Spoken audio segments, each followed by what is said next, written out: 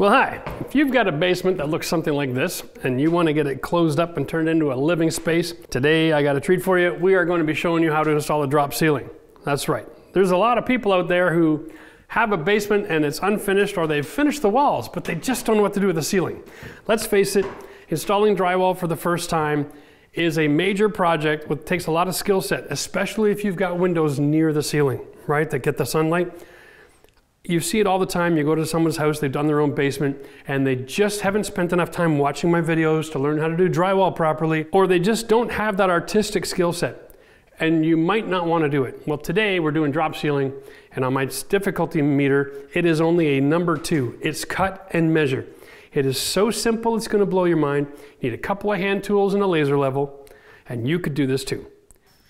In years past, drop ceilings used to be one of the most tacky things you've ever had in your house. They had tiles that you'd staple up on the strapping. But nowadays, drop ceilings have really advanced, not only in technology, but also in design aesthetic. You can be comfortable that you can put in a drop ceiling that has a recessed tile look. It's kind of nice, it's fire rated, okay? It's also a sound barrier. So you can actually get a really great performance out of your ceiling, stopping some of the impact noise and you know, the sound transmission control, even if you don't insulate, right? The beautiful thing is, if you want to get soundproofing and you want to get a ceiling that's easy, you can put in a drop ceiling, and if it's still too noisy for you, you can take the tiles out and put in fiberglass. That's a great way to increase your sound transmission control rating, is by stuffing fiberglass in between your floor joists. Now, we're not going to talk about soundproofing today, but we are going to show you step by step how to install a drop ceiling.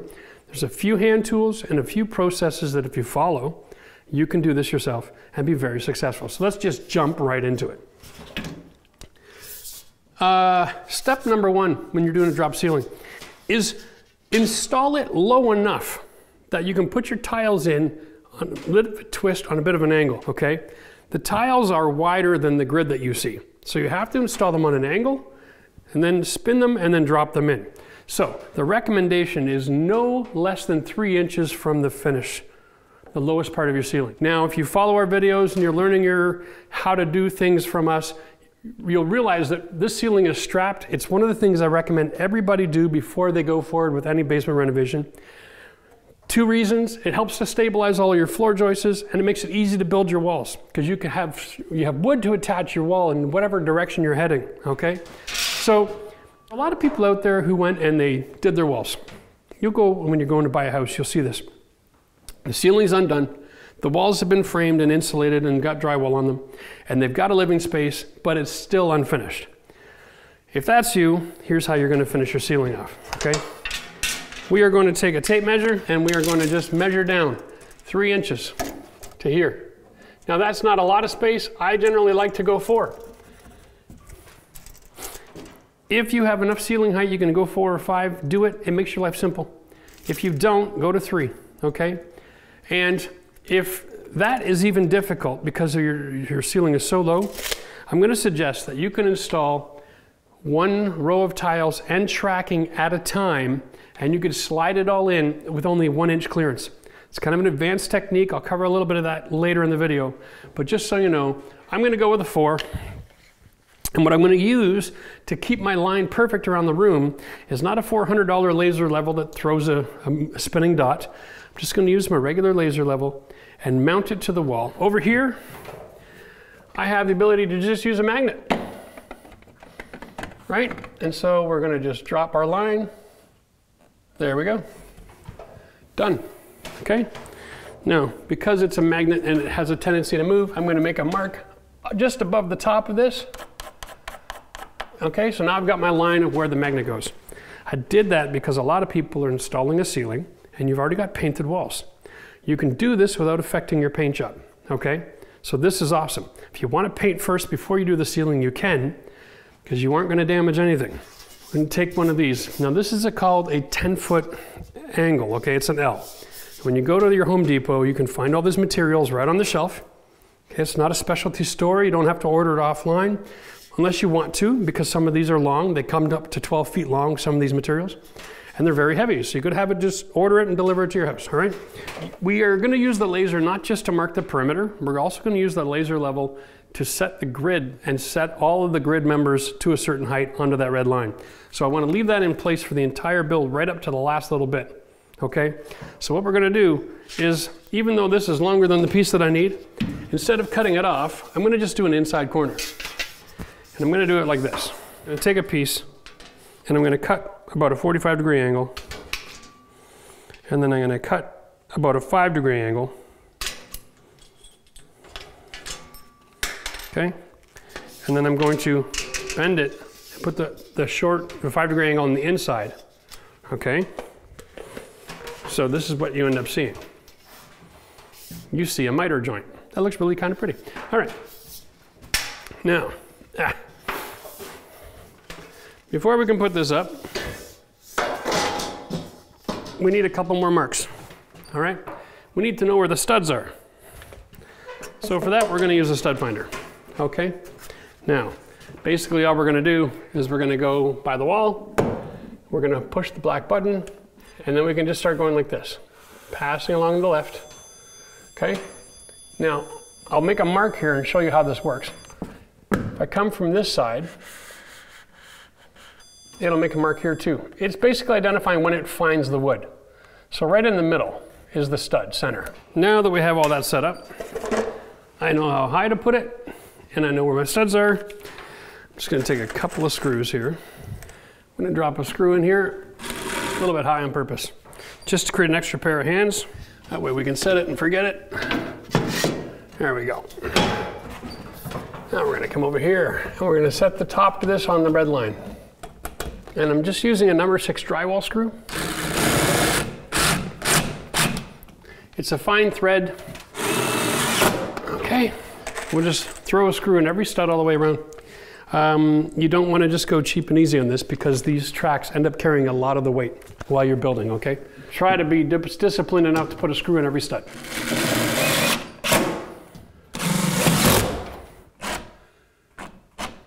So in this case, I just use a 3-inch screw to mount it on top of the existing bracket. Little party trick you can use, all right? We're going to just finish getting the rest of our track set up, and then we will start putting on the grid. The reason I picked this corner of the studio to demonstrate this is because I have an outside corner and an inside corner to demonstrate. Now, one of the ways to do this with the outside corner for the best results is you can cut outside miter joints and make it go together, but generally speaking with hand tools, those cuts always end up being curled and they look like junk. What I'm going to show you is this. If you stick your trim flush off the corner,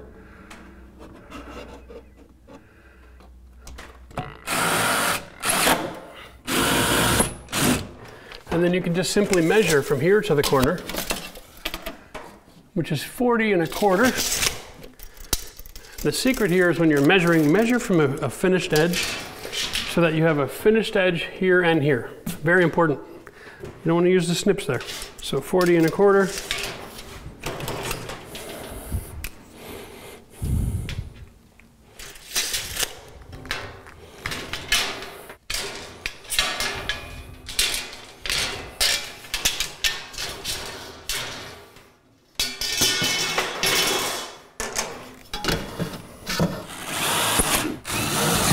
At the hardware store, they sell this. Now these are special finished rounded outside corners, and they slide over your existing track if you install it flush at the edge and opened. So let's just stick one of these on now, and we'll show you how nice a finished look you get. And you might only need a couple of these in an entire basement. So a quick demonstration will show you that it's a finished edge from the bottom, okay? And it just slides right over the existing. Okay, so what you end up getting when you put it on both pieces at the same time is a perfect outside corner. Perfect every time. All right, today's shout out goes out to Andrew, who did a major project. Somebody's been paying attention to our videos because they did what I did in my daughter's room. They converted a spare bedroom and a small bathroom into a full bathroom and a huge walk-in closet. Congratulations, great job. I hope that inspires other people. If you're inspired and you want to share your story, check us out on Instagram and Facebook. Submit your submissions and maybe you'll be on our next video. All right, and cheers till next time. Let's get back to the learning. Now that we have the perimeter all set up, I'm going to show you just the tricks of the trade, really. There's just a few unique things you've never seen before related to this.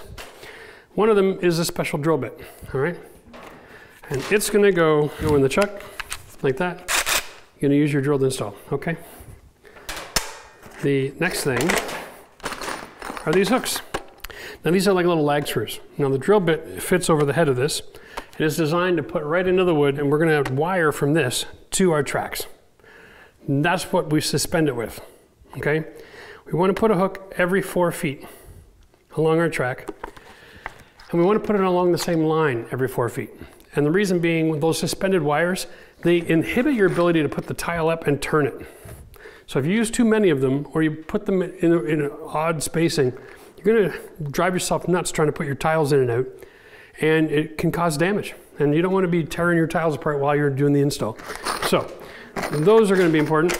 Now, the tracks themselves, they come in 2 varieties. There's the main tees, okay, which have the finished white edge as well. And it's designed like this.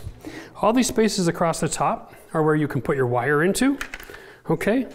And then all these other spaces are the locking joints, all right? So we have a main tee here, the 8 feet we're gonna use for our demonstration. They come in 12s as well, if that makes it easier.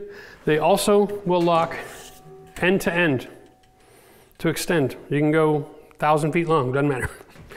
Not too many people have a house that big, but that's fine. Now for the cross tees, we have a 4-foot and 2-foot options. And that's because the tiles themselves come in 2 by 2 square foot or 2 by 4 foot, all right? The option is yours. Let's just dive into that a little bit while we're talking about it. A 2 by 2 foot tile, the one we're using today is called Radar. I'll show you the product in a minute. It's decent price. It's about $1.50 a square foot, okay?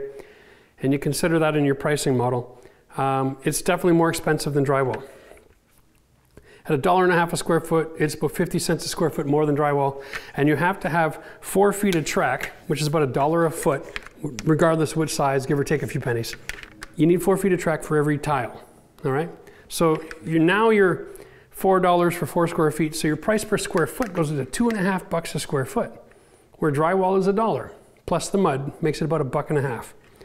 So it's more expensive, but if you don't want to have to invest in the labor, or if you're hiring someone to do a ceiling like this, 2 guys can install an entire basement, 1,200 square feet in 1 day, okay?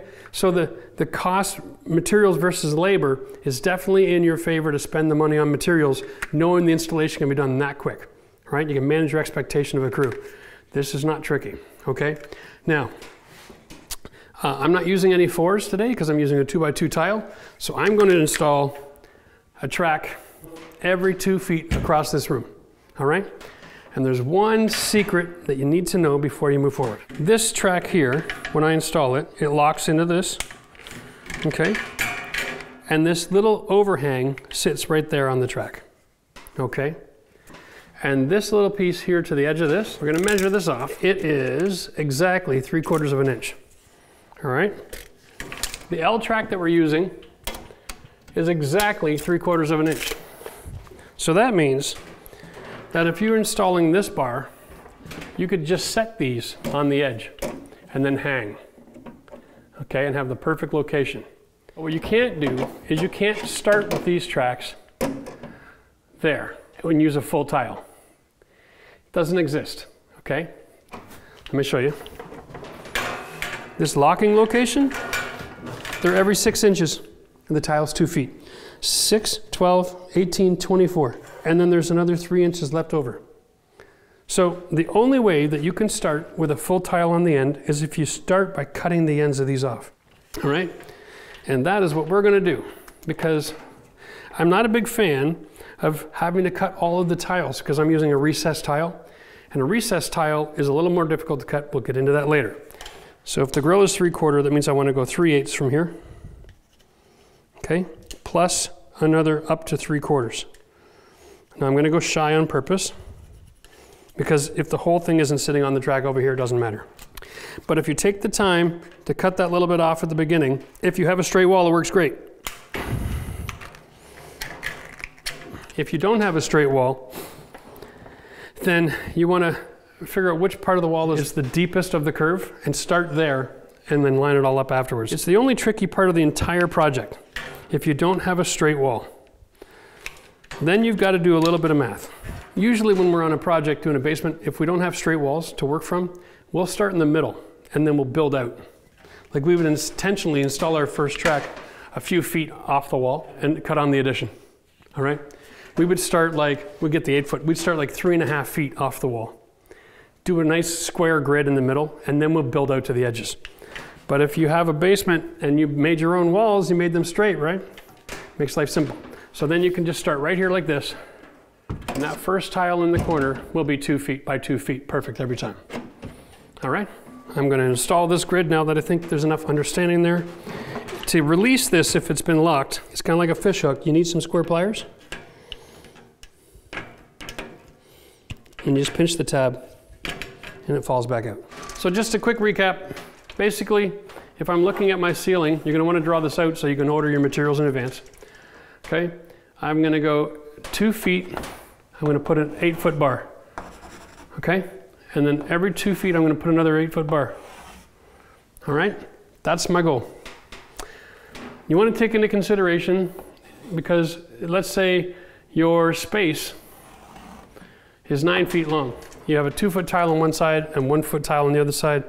Doesn't always look fantastic. If you want to invest the time and energy, do the math, work off the center mark, okay? And maybe make this one 1.5 feet and make this one 1.5 feet. It's a lot of extra cutting when you're finished, but if you're into symmetry, it's worth paying attention to that fact. So what I want to do is I want to just measure across my 2 foot marks. So I know where my grids are going to start. Okay. 2, 4, 6. And no, they don't have to be exact, okay? Close is definitely good enough for this game. We said we wanted to have one of these every 4 feet. So 1, 2, 3, 4. This is nice. I'm going to use the joist, not the strap, okay? Because I want to hang it off of this line, okay? I don't want to have wires going like this, pulling the grid every direction. You really want to have a straight downward force on it. So I'm going to go here and I'm going to measure off 2 feet and I'm going to put a screw. You don't have to drive it all the way in, just a few threads is fine. And then you just measure off of that on the same joist, come across another 2 feet. This is not about precision, this is about getting the job done.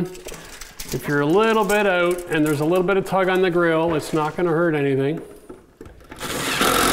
You just don't want to have this hook where the grill's supposed to be sitting over here and like force in the direction. It'll drive you crazy trying to level it. I'm going to finish putting all of these pins in and then we'll show you how to wire them up. This is the wire they're selling. It's 18 gauge, okay? So if you let it come off the coil once, twice, and that's where you cut it, that is a great way to measure the length of the wires that you need for what you're doing, okay? Now, as soon as you let go of this, it's gonna go wow. So what I suggest is cut all the wires that you need right out of the gate. And then throw some electrical tape on it to keep it all together again. I need 2 wires for each of my sticks. So I need 10 altogether. You just fold it under and you can twist the end. It's the same technique we're going to use to hang the big rails, okay? Done. Now it's ready for next time. We're using 18 gauge wire. By the way, there's a heavier gauge at the store. Not necessary. It's more for commercial jobs.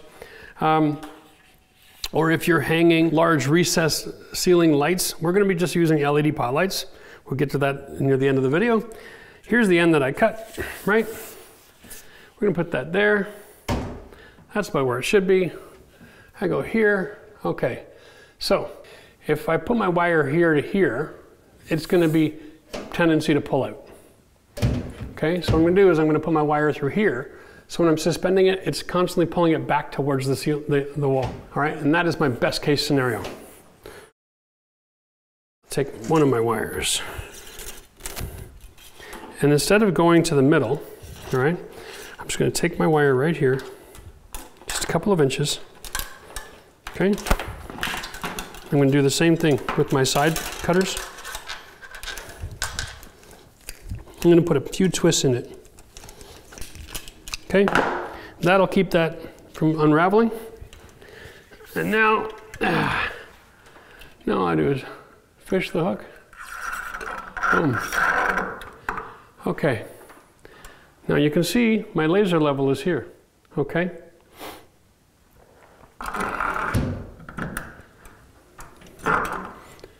And where do we want it? Max, right at the top of this pin here. Okay, now, let's just show you a little something here, okay?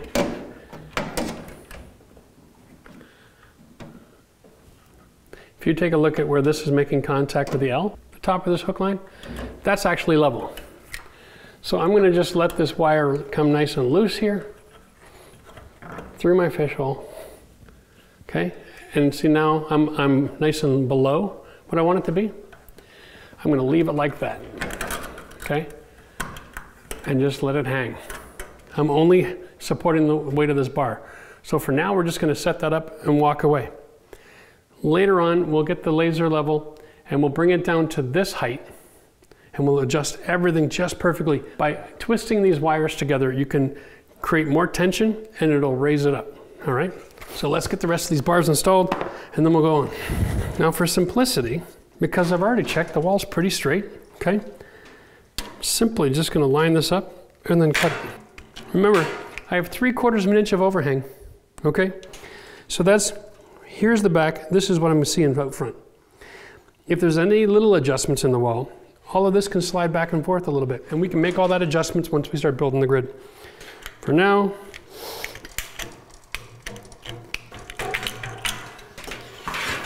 just gonna do all 5 of these, and then we'll be ready to go. Now, before I put all these grids in, I want to adjust my wires at the far end. Just going to double check. When this laser is at the top, it's the top of the hole, it's the right height. So I want to just put some weight on this, tighten this down. Have a look where my laser is, right? I am a little bit low than what I want to be here. You can see, I want this red line to be right at this point. So I'm not too bad, but it's, it needs some fixing. So I'm going to show you a little technique here. And cut the extra wire off. We're going to create a bit of a loop. Now, with this loop, I'm going to basically crank it till it's up at the right height. Okay. One more time.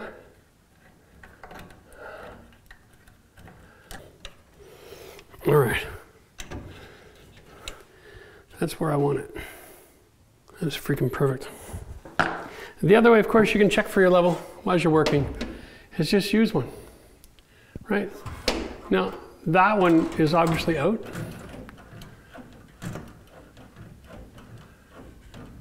This is perfect on the laser. This one needs to be tightened up just a smidge, okay?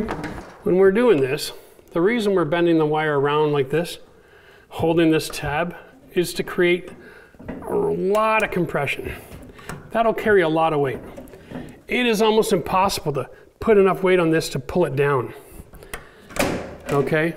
And that's the whole goal. We want this to be under an incredible amount of compression. It's kind of like rappelling, right? All you do is put the rope around your hip, and there's so much friction, it'll stop you off the wall. As soon as you lift the rope off the back, you're gonna zip down the wall again. Don't go overboard, because you might find that you want to make adjustments as you move along, okay?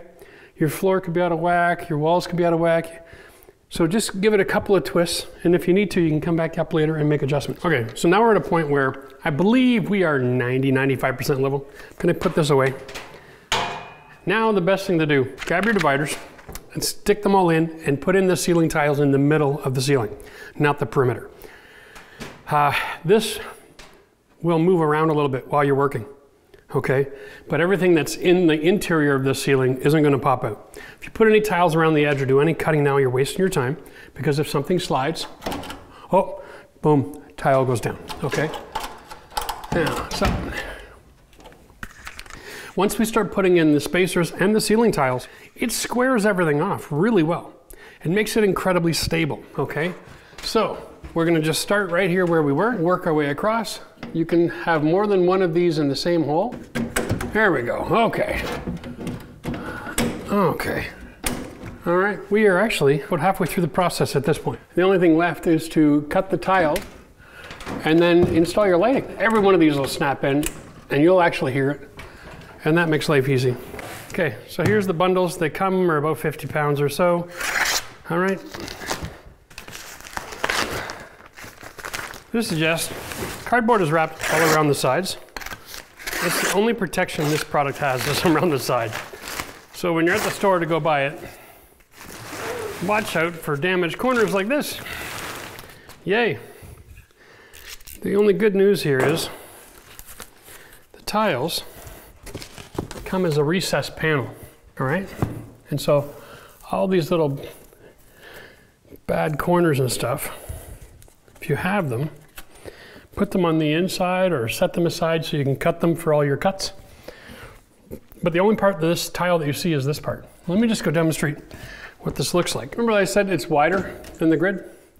So you have to go on an angle, up in, okay? And then bring it down past the wires. There we go. That's installed. No mudding, no sanding, no painting. This is why this is so favorable. I have a store here in Ottawa that carries part of the Armstrong tile line that actually comes with a design in it. It is a 3D textured choo-choo train, right? So if you got kids in a playroom, you want to paint the ceiling tiles and then put a train on the ceiling, whatever, you can do that, have a lot of fun. All right, now, for the purpose of the demonstration today, I'm just going to put all the interior grids in, show you how to cut a couple on the outside, and I'm going to show you how to install the light, and then we'll take a look at the final product. And I can tell you about the actual cost. All right, here we go. Now I'm just going to demonstrate how to insert the tile into the space. Now our wire locations are here and here, right? What we want to do is, like I said, I put them every 4 feet.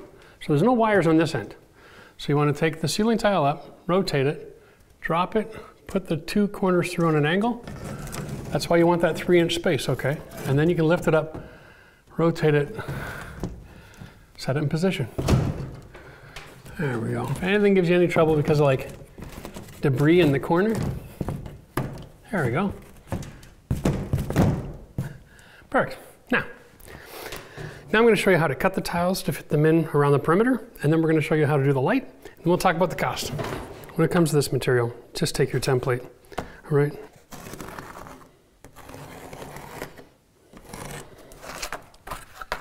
Now, you're going to want to use your knife and score right through the material. Okay?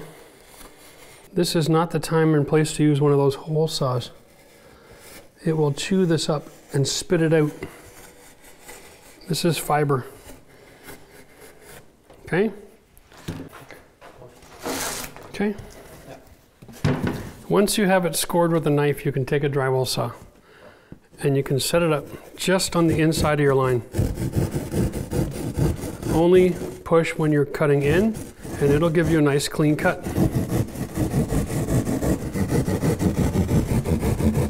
If you don't cut it first, you'll make a mess. Or if you're trying to pull deep while you're pulling out and you haven't cut it, you'll definitely tear it apart. This is actually pretty sensitive material. All right, now, yay, that's done. This is where my light was. Look how easy this is, right, to work. Okay. Now, what you would do here is you would just add a grommet, run the wire right over and through the hole. Way too easy.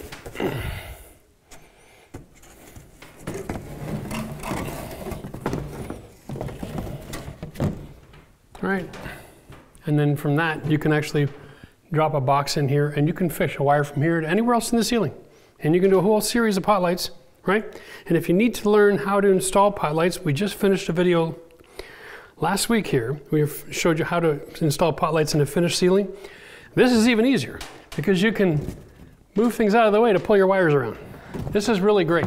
Now, if you have a house that you have a lot of plumbing or fixtures or gas lines or whatever else you need to have access to, then this is a perfect ceiling for you because you can do your maintenance, right?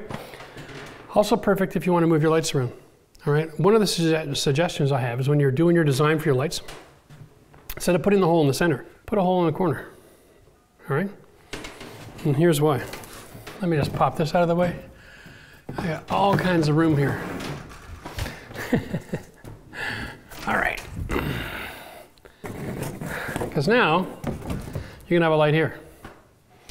If you change your floor plan, you can pop this tile out, okay, and put it somewhere else in the room, but you have the ability to put the light in that corner or that corner of the ceiling tile. You catch the drift? Look at the flexibility because everything's 2 feet square, all right? So you can move them, pop them around. If all the lights are in the center, all the lights are in the center. May not be ideal for what you're looking for, but this is a great way to give you lots of flexibility. Reuse the tiles if you want to change your lighting schematic. You know, you can go from a sitting area to a theater area and get rid of lights up front. It's just, the opportunities are endless, right? Okay, now, let's go show you how to do a finished cut right up against the wall, because that is key. Now, there's interesting numbers that we're going to want to play with here. One is from the edge of here, the finished edge of the track, to the wall. That's the first number you want. Okay, so we're going to take that number. It's 18.5, and it's 18.5. Good. Okay. I know this is almost offensive, but here's my cut, 18.5. See, I measured from the finished tile. This would be at the front, and this is my cut against the back wall. 18.5 is perfect. I'm going to take just a hair off, okay? And then what I'm going to do, so I'm going to use this square to actually cut my tile. 18.5 minus an eighth. Let's lay that in there. Cut and measure, right? Just gentle with the tip the first time. You don't want to have your hands anywhere around this. Because this is a dense fiber, okay? You just want to create a track line, something you can cut against. And then you can put some pressure on it. Okay? And then you can snap it off. Trim it if you need to, all right? Now, the next step, trust me, you're going to want to do this. You want to go put that in the ceiling and make sure it fits the hole. That's first. So we take the cut edge, put it up here into that ceiling cavity. Obviously that doesn't work, right? The beautiful thing about these ceiling tiles is that if you lose access at the end, you come in from the other tile where you have access. Spin it. All right, now we're looking to see that this is recessed, okay, and that we're good up here. All right? Now, with the razor knife, okay, your OFA, hold the tile and pull it towards you, and then just score that right there.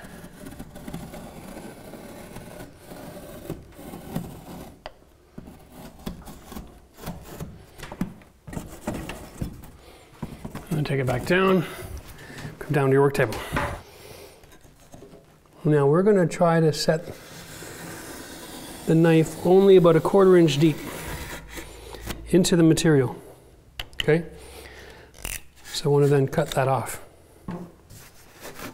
right? So we're going to just go like this now. The OFA is a perfect height. It already cuts at the right height. And you just pull the knife across.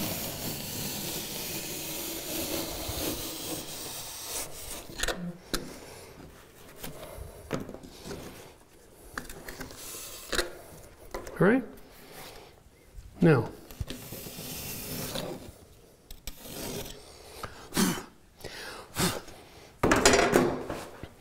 Now, it's also cut perfect for the recess. Again, come in from the other side.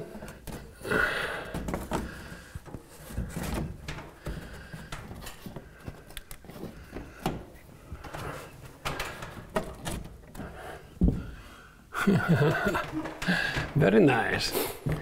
When you go and look from the other side if you look straight up the wall, you might be able to see the edge of that gray part of the tile exposed, okay? One of the things you can do, and they don't sell this at Home Depot, I don't know why, but I'll put a link in the video description if I find it on the Amazon, but you can definitely go to more of a commercial store where they sell ceiling tiles. If you're in Ottawa, you can go over to Gratian Peru. They have it there in their front lobby area where they have their showroom, and they have a ceiling spray for the tiles themselves. And Armstrong has different color codes for their tiles, and they have a paint for each of those color codes. All right, so if you get marks on it or whatever, or you have to cut the edge and you're concerned that it could be noticeable, you can take that ceiling tile and you can spray the tile and paint it before you set it in place. Don't just use any paint though, because white doesn't mean white, right? You can't just grab a flat paint and do it. It'll look ugly. Get a nice spray paint that matches the tile that you buy. One of the benefits of going commercial. But for most people in most situations, they're not going to be up against the wall going, oh, I see a little gray. Like that's just not going to happen, right? So don't worry about it. Now, just a couple of quick notes here before I go finish off and show you how to wire your light. When you do a grid pattern like this, everything from the main tees to all the full squares, once you put all the full squares in, all these little pieces that go around the edges, the whole thing gets so much more stabilized, right? You might be able to measure and cut and get it in now, but since these rods here, they're not actually attached on the sides to anything, they just fall out and make a mess. So finish installing your grid with your main tees, and then do all the interior. Get it stabilized so it's not sliding around. Once it's all squared off and got all the weight sitting there, then you can measure and do all your edges, okay? You always want to take your edge tiles off the middle to push them towards the back once you've cut that notch in it. Again, okay? That's what it looks like before you put it in. So much easier to do this, okay? And then once your edges are all done, take your access panel and slide it back in. Boom. Now, let's go do the light, because there's only a couple of little tricks we got to show you here. One of them is this. I've got 3 wires, so I'm allowed to put 1 more wire in these morettes, okay? So that's a good thing. The power is currently off. And here's my cover plate, okay? This cover plate has a knockout. All right, you just take your pliers, and it's the same size hole, 1/2 inch, as the pot lights. So you use your 1/2 inch grommet, okay? And same thing. Now, I can feed a wire through this, do the connections. This is so simple. This becomes your feed. And like I said, you can have as many lights as you want. Throw them on a dimmer switch, just so you have flexibility. All right? The idea is when you get the knife in there, you turn it a little bit towards the middle, which is where the copper, and you let the blade run along the copper line. We're going to stick that on.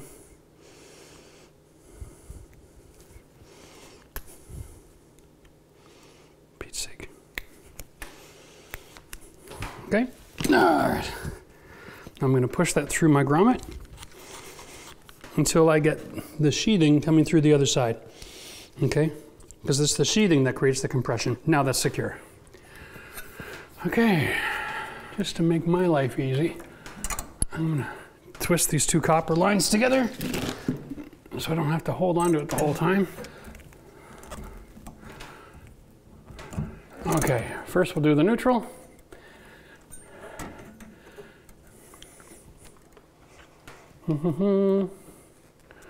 And we'll just twist it in to complement the wires that are there already. There we go. Now, okay, here we go. Now the live.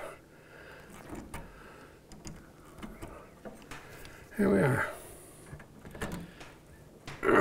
Okay, now we're just going to collapse all the wires back into the box. And these boxes do come with screws already. We're going to slide that in here.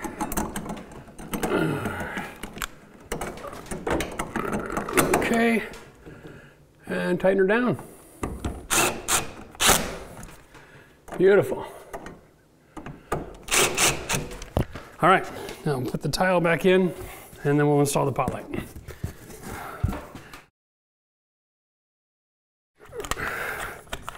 Okay. Okay, well, I just cut the hole too big for the pot light. So here's the deal. If you take a ceiling tile and you trace the pot light out on the back of it, okay? 1 second, let me get into the motion. And then you cut a 1/4 inch on the inside of your pencil. Guaranteed your pot light is gonna have something to install up against, okay? You wanna go really kind of speedy with the knife and not be putting a lot of pressure on it. And then give you a pretty clean surface on the front. Just rub it all towards the hole, okay? I think we're ready to go now. Here we go. So, we're gonna get the ceiling tile in. We're gonna reach up and identify the box. Now, if you want to learn how to wire your lights in succession to do a whole room, I did a video from my farmhouse kitchen, and we'll put a video link in the little card up here or down in the video description. Feel free to check that out so that you can do that. Now, the reason I'm doing what I'm doing like this is because building code, especially the electrical code, we don't allow hidden junction boxes, okay? Now that box that's in the ceiling there, it's not officially hidden because I can move the tile and find it, and I can service it, all right? This is one of the benefits of a drop ceiling. All of your electrical work, any future renovations you want to do, you can put boxes all through your ceiling as long as it has a cover and it's not hidden and it passes inspection. The only time the HGTV stars get upset is if you drywall over it and you can't access it. This is an acceptable installation according to the Electrical Safety Authority. It's also, one more thing guys, LED pot lights. Nowadays it's very common that the boxes have a switch on them for the color temperature. It can go from daylight to blue light to back to yellow light. So if you're working in just one area of the house and you want it to have consistent lighting flowing throughout, you can make those adjustments for yourselves according to what kind of light you prefer. I know some people have an issue with the blue light or the daylight and they prefer to have that softer yellow tone, but I think this is great, right? What an awesome solution for someone who's not comfortable with doing drywall on a ceiling in a basement. No issues with the time of year, with the light coming across and showing all your seams. You don't have to do a spray texture finish on your drywall because your drywall skills are lousy. This is cut and measure and just a little bit of wiring that's really basic and simple. I'm pretty sure just about anybody watching this video can be confident enough to do a project like this. All right, hit up the comment section if you have questions about your installation. If you're running into trouble while you're going through it, we'll be able to help you out with that. Consider joining the membership plan if you've got major renovations planned for your house, because you have access to us. You can send us photos and we can have a little bit of communication to help you with your project. Give this video a thumbs up if you liked it. And if you'd appreciate it, subscribe to the channel. Don't want to miss what's coming up. Our studio is full of all kinds of great videos we're making. It's going to be one hell of a banner year. We'll see you in the next video. And you got to check this out. If you want to learn how to do the drywall, this is the video for you. Now you've got options. You can do it all drywall, or you can do this. It's up to you. Cheers.